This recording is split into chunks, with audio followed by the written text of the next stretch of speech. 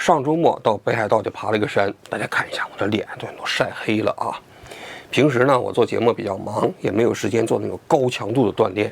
但是啊，从长远的节目发展角度来讲，必须得时不时的去出去锻炼一下啊。但是我发现啊，我一出门，国内准发生大新闻。这不，你看我昨天还没回来，23号。上海市金山区市场监督管理局就宣布对韩红基金会的采购方上海君怡汽车科技有限公司进行立案调查了。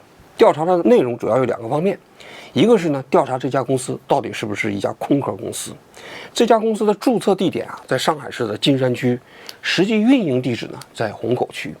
更重要的是啊，是要调查这家公司啊它是不是具有救护车的生产销售许可资格。因为救护车啊，在我们国家属于特种车辆啊，你可能得拥有专门的资质才行啊，属于医疗器械嘛，主要是这2个方面的内容。就在昨天中午1点，那韩红基金会呢也紧急发了一个声明，这个声明我看了多少有点甩锅的意思啊，他就说，当时他们采购这个救护车为什么找这个上海君怡呢？不是他们自己主动找的，他们是跟那个上汽大通谈判的时候，上汽大通跟他们讲了。说你谈判跟我谈，将来签约打款，你都找这个上海君怡汽车科技有限公司。言下之意就是说这有事儿啊，是上汽的事儿，不是我韩红基金会的事儿啊。同时他还讲了，他说我们这个买这个救护车进行的是竞争性谈判，经过多轮谈判比价呀，价格比市场价格明显低很多，绝对没有利益输送。当然了，我们会配合有关部门的调查啊。如果要是有问题的话，我们绝不姑息。说的掷地有声啊。那在我看来啊，围绕着韩红基金会的质疑已经过去2个多月了，现在已经渐入高潮。因为上海市金山区市场监督管理局下场调查，总要给公众一个交代啊。我们今天就来讲一讲韩红基金会这个新闻啊。这个新闻说起来多多少少有点无厘头，我觉得有点像蝴蝶效应。蝴蝶效应大家都知道啊，有个科学家讲了吧，说南美洲有一个蝴蝶抖动翅膀，结果呢就在美国的德克萨斯引发了一场龙卷风。它指的是一个看似微不足道的一个特别微小的这么一个因素最后引发一场非常大的灾难性的后果。其实韩红基金会这件事情跟这很类似，事情的起因非常无厘头。今年6月17号冯小刚的电影《抓特务》在北京首映。这《抓特务》这部电影它的小说名字叫《无悔追踪》。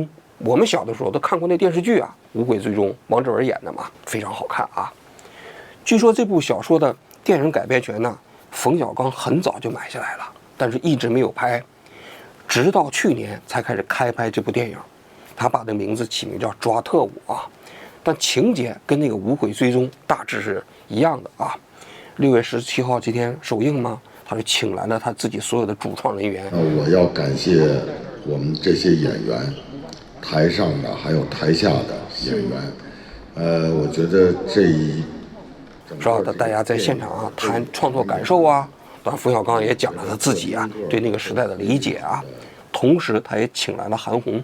最后我要最隆重的请出我们这部片子的作曲韩红。韩红是这部电影的配乐、作曲，同时也是主题歌的演唱者。那韩红跟冯小刚的关系也比较好现场讲着讲着情绪就上来了。我是在北京胡同长大的，我奶奶就是在北京胡同卖冰棍的。我就想说，今儿还没首映，在咱们北京先放头一场，咱们北京的兄弟姐们儿、爷们娘们儿，能不能给走个面儿？走个面儿，咱北京2000多万人口，您受累，您走个面儿，把这第一波的票房带起来，咱就有了。我谢谢您大伙儿，谢谢韩红老师。但没想到，就这么一句话，说完之后就引起了市场中间的另外一种反应，大家纷纷把矛头对准韩红很多人都说他搞道德绑架，说一部电影你好不好，你得靠你电影的里子你不能靠你说走个面儿，凭什么我们观众花100块钱买票就给你走个面啊？你们挣多少钱呢？我们挣多少钱呢？对吧？这是一个。第二个，很多人都觉得说《抓特务》这部电影不好，拍的不好。为什么拍的不好？很多人拿当年电视剧《无轨追踪》跟他比，《无轨追踪》当时那王志文他们演的确实是演的挺好啊，讲的是个国民党特务潜伏在大陆，为了潜伏的很像呢，他呢就是什么坏事没干，天天干好事儿，然后有个公安局的人呢一直怀疑他是个特务，几十年监督他。当然了，最后文革结束之后，这个特务也自首了，2个人也冰释前嫌了就这么一个故事。那现在呢，说现在的演员演的不如当年好，所以很多人就说这电影价值不大。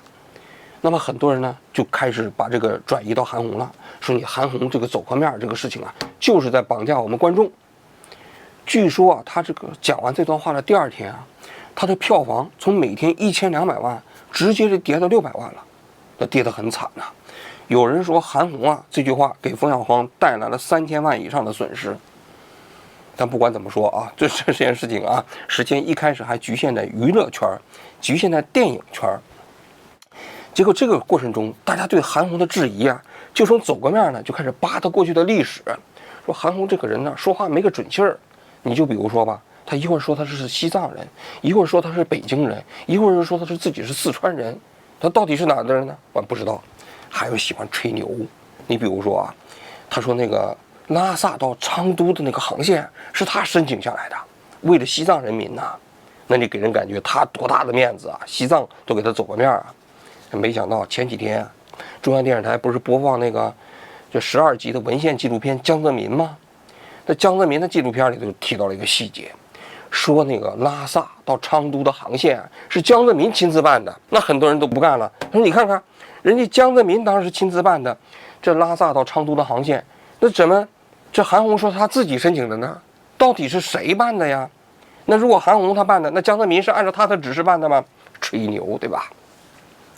那么扒着扒着，就有人开始扒这个韩红的这个基金会了。因为韩红名下有一个基金会叫韩红慈善基金会，一开始呢是有一个这个汽车博主说他给这个韩红基金会捐了19000块钱。官网居然没有我的捐款记录，我的钱是打出去了，没有退回，并且明确的是你们公司收了，就是韩红公益基金这个机构，他收了我这个钱。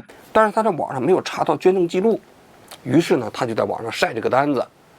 那韩红基金会就出来解释了说个人的捐款的名目跟他们对应的这个对应不上，得采用一套系统才能查到自己的捐款记录但这个人呢，他没有就此结束他就开始查这个韩红基金会的审计报告。他查了之后，他觉得有点不正常。你里面用的电脑，最便宜的苹果电脑是16380，其他的22990块的也是苹果电脑，还有苹果的 MacBook Air， 还有苹果的一体机20500。注意，咱是一个慈善机构，你注意你的公众号挂的就是西藏那个儿童，很明显那是生活条件很差，营养不良。你这个时候你拿着苹果电脑去跟人家扶贫，这好吗？还有咱们这个慈善机构到底有多复杂的数据，有多复杂的图形要处理，非得去用苹果电脑？就我印象中，咱们社会上很多公司它也不会用苹果电脑，因为苹果它就不是性价比的代名词，它是高端的代名词。你买这么贵的电脑，你是需要去设计光刻机 EUV 吗？你去搞芯片吗？很明显不是吧？可能很多给你捐款的人，他的收入都不到1万块，他们买苹果电脑买不起，也用不起，他们有可能20万以上的车，他们也买不起，也用不起。就这种情况下，他们还想献出自己的一份爱心，就你这个管理账的方式，你觉得能让谁去放心呢？于是乎，大家就开始对韩红基金会进行质疑了。这个质疑那一下就引起了很多人的效仿。大家因为不喜欢韩红，于是就开始扒这个韩红基金会，扒着扒着就问题就多了你比如说，有人说韩红基金会这钱没花出去，然后买这个理财产品，一年利息好像几百万，这不正常。你把钱收集在一起了，大家让你做慈善，你怎么不做慈善？你把这钱买理财产品了吗？第二，说工资非常高，这韩红基金会秘书长叫李健还是张健，说一年的年薪62万还有他那个理事长一年61万61万和62万呢，那也挺高的，对不对？在中国，你想想多少人年薪能达到60万，人家搞公益的，一年60多万。还你比如说这韩红基金会啊，说这是捐了很多救护车，你看这救护车，他都捐给那个政府部门呢，捐给那个医院呢，但是他不捐给病人，给人感觉他把这钱呢都直接捐给了医院，不是捐给病人。但是你病人你坐救护车不还得花钱吗？是吧？那这个没获得好处啊。于是乎，这个围绕着韩红基金会的质疑越来越多。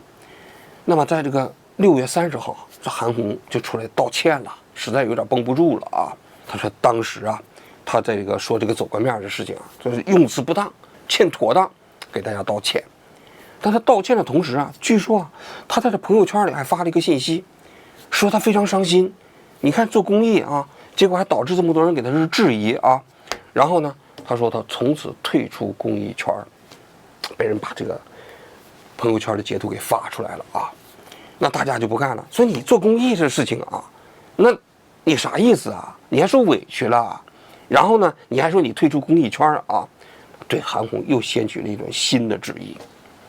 客观来讲啊，我个人认为啊，韩红当时啊，冯小刚的那个首映式啊，说个走个面，这话呢，是不是妥当啊？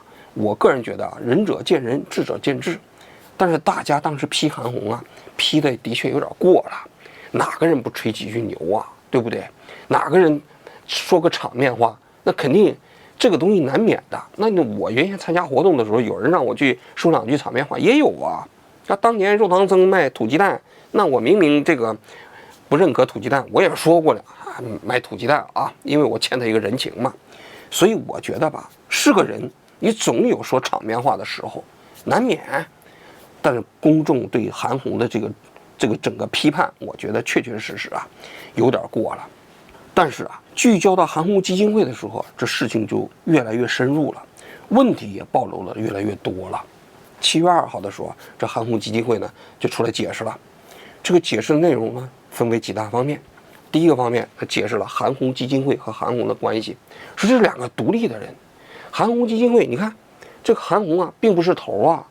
人家这里头有理事长，有这个秘书长，韩红只是一个普通理事，所以双方界限非常清晰。其次呢，就解释啊电脑采购的问题，说他们要升级呀，这确实需要办公嘛。还有比如说救护车的事儿，是吧？啊，这个对个人捐款的事情啊，还有工资高的事情。他说我们工资你说有点高啊，但是我们的管理费用只有2.86%，国家规定呢是10%，没超标。是吧？大概就是洋洋洒洒的好几千字对解释，但是这个解释出来之后，没有消除大家对他的质疑，相反啊，这网友嘛就开始群策群力，继续研究这个韩红的基金会。这里头我要提一个人啊，这个人叫司马三季。这司马三季这个人挺有意思的，他从2020年就开始质疑韩红基金会了。这里头我要补充一个信息啊，韩红基金会呢是2012年成立的。那其实它成立的前几年啊，每年的捐款额不是很多。它真正开始报得大名啊，是2020年，那不是新冠疫情吗？他搞了一个行动叫驰援武汉。因为韩红呢，确实在业界影响比较大啊，他一搞这个驰援武汉啊，一下子搞了3个多亿的捐款。就在这个时候，司马三季啊，对他发起了这个举报，就到北京市民政局举报他。举报的内容主要有这么几个方面啊。第一个方面，说这个韩红基金会，你2012年成立的时候是非公募基金，你到2019年的时候才取得了公募资格，但是他发现韩红基金会啊，在没有取得公募资格之前就已经开始公募了，通过自己的微信公众号，还有他自己的官网公募。那他就举报向北京市民政局举报啊，按照我们国家的慈善法，你没有公募资格，你进行公募的话，属于违法违规。最高可以处罚20万块钱的罚款，同时暂停你的资格，这是一个方面。第二个方面，说韩红基金会的名字用的违规，为什么呢？因为我们国家对公募基金呢用个人命名，实际上是有限制的。你韩红基金会如果是非公募基金，你用这个名字命名没问题，但是你在19年转成了公募基金的时候，你就不应该用韩红的这个名字了。这个为什么这么规定呢？这是因为啊，公募基金你是公众给你捐款，然后呢，你去做慈善活动嘛？这钱不是你韩红来的吗？如果你要是非公募基金，韩红我自己捐的这个基金，还有我的亲朋好友捐的，那我用这个名字来这个命名问题不大。但是现在如果大家都拿钱来搞这个公募基金，你还用韩红的名字命名，大家搞不清楚啊，这个钱到底是哪儿来的，还以为是你韩红来的呢。或者说你做了这个公募基金，搞了慈善项目，收益变成你韩红了，因为你韩红基金会嘛，你给人送救护车，你给人送各种各样的东西，那大家不感谢你韩红吗？给人感觉你在慈善上，个人和这个慈善基金的边界就变得模糊了。所以原则上禁止你个人的名字来命名公募基金的。所以这个司马三季就举报这一点，是吧？这个另外一个呢，就说2012年成立的韩红基金会，中间一直没有财务报表啊，没有公开信息啊。北京市民政局呢接到这个举报之后就开始调查，调查之后发表了一个公告，说啊，韩红基金会的确一开始没有公募资格的时候就公募了。调查的金额是多少呢？说他的公众号一共募捐了50万，他自己的官网募集了200万，加起来250万，但占他整个就是募捐款的比例很低，不到2%。而且呢，他的钱不都是用到预数啊、灾区里头，也没放到个人口袋，所以没对他处罚。但是对韩红基金会啊，他命名的问题啊，没回答。当然，关于他这个公告的内容啊，说了，他说公告的信息不准确，啊不及时啊，责令他们改正。当时韩红基金会啊还说，我们完全认可北京市民政局的调查结果啊，认真整改。但是司马三季对这个结果他不认可，他呢在北京发起了就是个行政复议啊。司马三季我这个人我过去还挺熟的啊，在国内他专门干举报这件事情啊，当时跟方舟子打得不亦乐乎啊，韩寒，然后呢还有这个当时的林生斌事件，他都是挺活跃的。但是他由于不遗余力的举办这个韩红基金会，也还因为其他的原因，有关部门就说他恶意炒作，就把他所有的账号都给封了。结果到今年，大家不又质疑韩红基金会吗？他又跳出来了，他又给北京市民政局啊写了举报信。他举报的内容呢，这么2个方面。第一个方面就继续说韩红基金会的命名违规，还是他4年前、6年前那个质疑内容啊。另外一个方面，他说韩红基金会涉嫌啊利益输送，他就说韩红基金会采购的救护车啊里头有猫腻。怎么有猫腻呢？他说24年、25年这2年，韩红基金会啊一共采购了救护车啊有6000万块钱，都给了上海市，这叫军仪汽车科技有限公司。但他去查这个上海军仪科技有限公司，就发现这疑点就大了啊。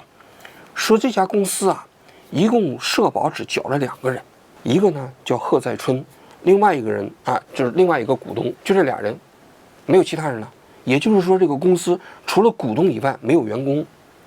第二个呢，这家公司呢注册资本金是300万，但实际缴纳只有10万。那你想想，你一个汽车科技有限公司，人家这个韩红基金会从你这采购了6000万的救护车，你这个公司这不就是空壳公司吗？而且他去查了一下，发现这家公司在上海市金山区一个镇上注册的地址啊，就是个虚拟地址。所以严重怀疑啊，这家公司本身就是个白手套。希望北京市民政局进行调查，这是今年7月12号的事情啊。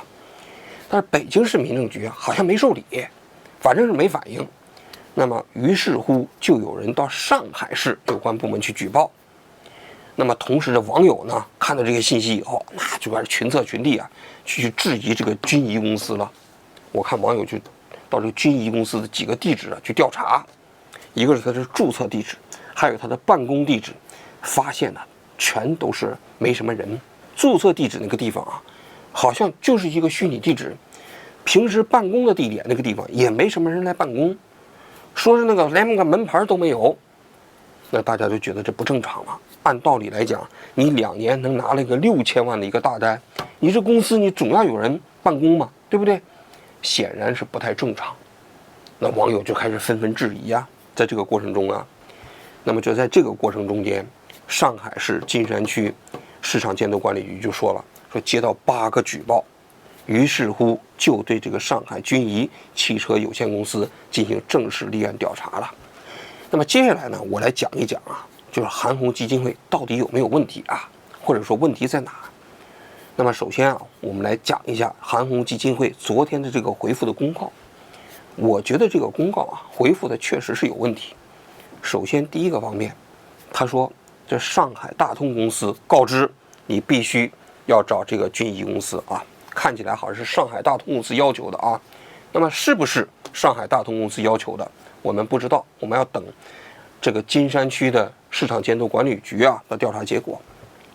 那既然上海大通公司给这个军仪公司授权了，那你总应该把授权的这个文件贴出来吧？没贴，那这个就不是很正常啊。按道理来讲，如果跟你没关系，那你完全可以把这贴出来嘛。这是第一点。第二点，就算是上汽大通要求是跟这个军仪公司签约，那你作为一个韩红基金会，你也应该做尽职的背景调查呀。因为你的采购项目啊，那肯定属于重大项目啊。韩红基金会自己也有管理规范啊，所以重大项目它本身也有一套管理体系啊。500万到1000万以上的采购项目肯定属于重大项目啊，他自己的理事会都需要2/3的人投票同意才可以。那么这家公司只有2个社保人员，他本身在一家虚拟的地址去注册的，平时呢办公室也没人，你自己做的尽职调查的背景调查呢，有吗？没见到吧？如果有，你现在贴出来。另外，他说了，他就进行了很多竞争性的谈判，谈判的价格明显低于市场价，这话里头有陷阱。为什么说有陷阱呢？就是说，一个汽车卖的市场价，我查了啊，上海大通他自己的官网都说了，他那个救护车啊，20万起，这是市场价。但市场价他都给经销商让利的，经销商可能要拿走10%或者20%呢。那好了，你现在跟上海大通是直接谈的，按道理来讲，你应该拿的价格就是应该低于市场价，因为你没有经过经销商那一步啊。按道理来讲，你应该拿出厂价，对不对？你拿到出厂价才合适。所以其实这句话本身就是有语言陷阱，你低于市场价，并不表明这里头没有利益输送。假如说它的市场价是20万，出厂价是16万，你现在是你18万买的，那其实你比出厂价还高2万呢。那你那2万块钱给谁了？是给经销商了吗？那经销商实际上又没有通过市场一般的销售，只是走了一个合同，他凭什么拿走那2万呢？这里头是不是有陷阱？这第2个方面。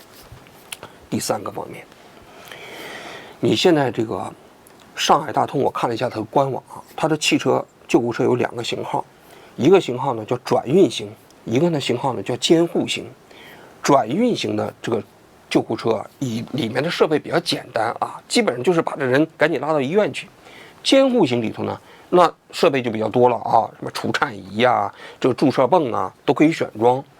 那么这些都属于特种医疗设备。如果只卖一辆汽车的话，的确不需要一个专门的资质。但是这些设备如果都装上去，就属于特种医疗设备，就是需要资格、需要资质。那问题来了啊，如果上海大通卖给韩红基金会的是这个转运型的和监护型的都有，那么这些设备如果上海大通已经给它装了，那上海大通实际上这个救护车卖给韩红基金会的时候，就已经具备了救护车本身的这个运营资质。那么上海军仪汽车科技有限公司卖这辆车就需要资质，他如果没有这个资质的话，就属于违规。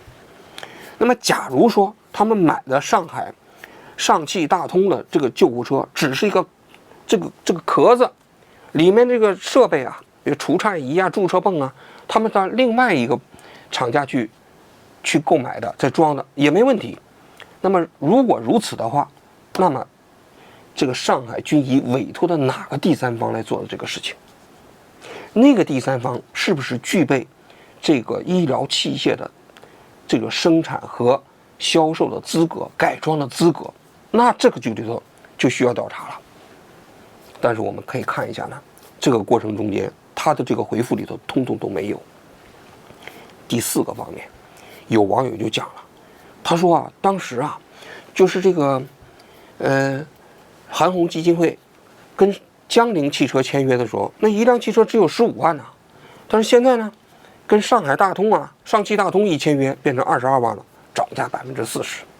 我觉得这个质疑啊，不一定完全的有逻辑啊，因为人家可以解释说，我原先在江铃汽车那地方买的都是转运型的，我现在在上海呢，我买的是监护型的。那监护型的，因为往里放设备啊，那所以啊，那价格就差别大了啊。所以不能简单看价格，还要看它的型号，还要看它里的设备的内容。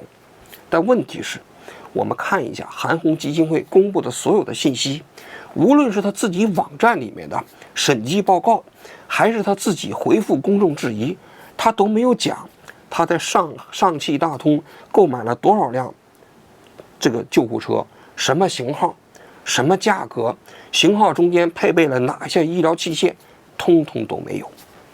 按道理来讲啊，你如果要想消除公众对你的质疑，你就把这个所有的信息都公开啊，你公开的越透明，大家不就越能理解你了吗？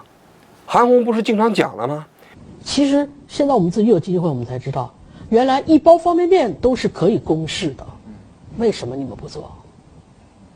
你们做不到干净，你们就别怪社会对你的刚才你所说到的这个话题啊，这个本分啊，这个质疑，活该。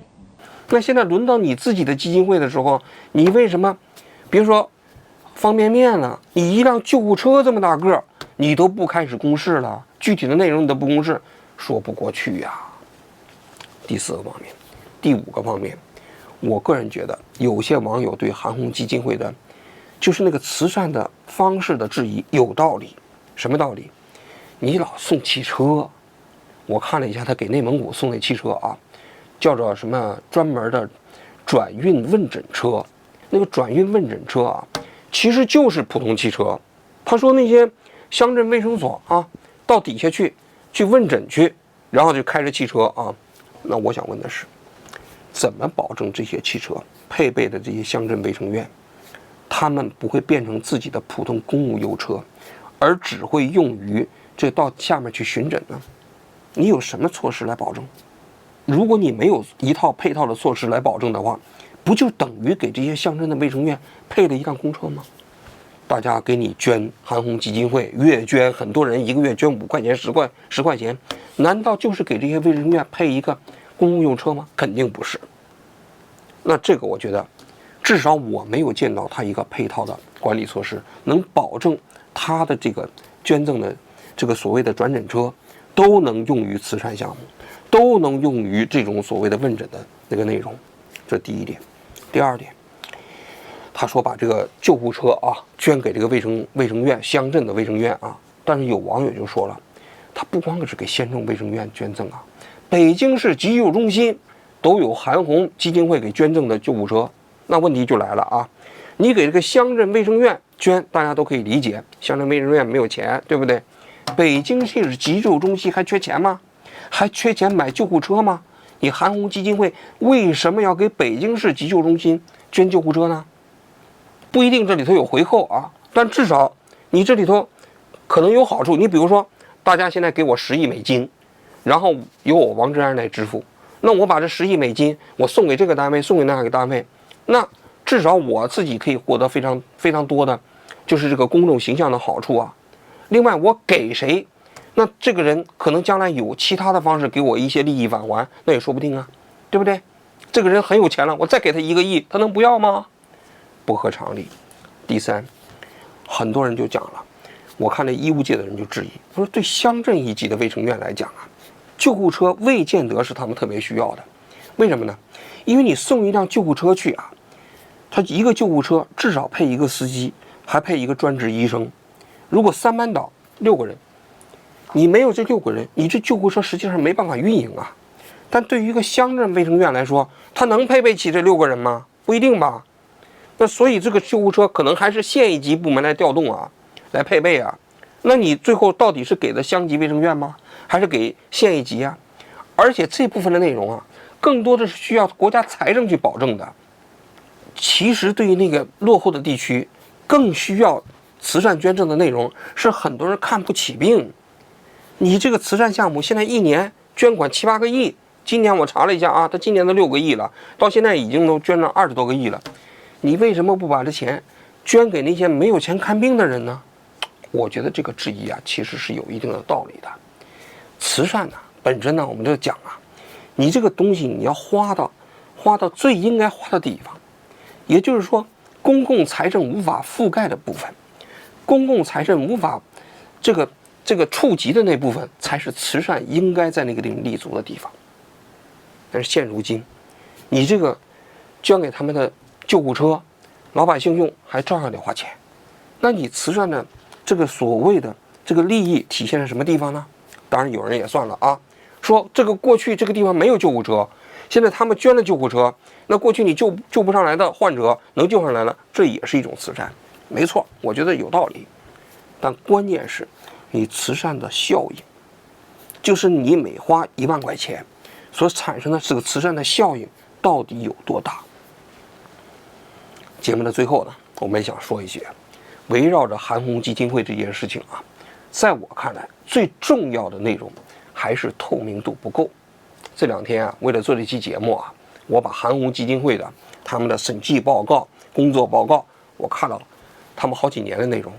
我个人觉得，就他们的这个审计报告内容太简单了，你其实跟那个红十字会基金会比起来啊，我觉得都不如红十字基金会。既然作为一家民间慈善机构，这一个典型的这样的一个机构，他们是属于非常成功的了，每年的捐赠资金6、7个亿、7、8个亿啊，那你具体捐赠的救护车的理由是什么？后续跟踪的监督是什么？你捐赠这个救护车，你购买的型号是什么？多少钱买的？怎么进行的竞争性谈判？竞争性谈判多少轮？跟哪些厂家进行谈判的？谈判的内容过程中，你这个配备的这医疗器械到底是什么型号？怎么进行配备的？你把这些全部都公开，才能以示众疑呀。如果没有这些内容啊，我个人觉得啊，不仅仅是官办的基金会不被人信任，这些民间的这些基金会也不会被人所信任。这其实啊，才是这个新闻背后最大的意义啊。好了，我今天就讲到这里，谢谢各位。这么多年，感触最深的就是他们跟谁说呀？所以让我有一种感觉是，我不管，谁来管？国家管，国家管得过来吗？国家这么大，我们就应该干这个，没有什么值得炫耀，也无需得到您对我的赞美。那你这么多年最大的经验和教训是什么？经验就是自己亲手拿着钱送给老百姓，直接通达式，不经过任何人转接，因为钱是我们的，我们有权利来支配它。经验就来自我们这些年韩红爱心慈善基金会一直在努力的去完善它的制度，让它更加的科学化、有效化，有的放矢的去帮助，也让这些捐赠人符合他们意愿的去直接帮助每一个受困的人。所以我们的钱拿来，人家说我想帮助孩子，我们就到学校去；我想帮助老人，还帮助这个云南盈江的四川雅安的，我们就完全符合他的意愿，针对他的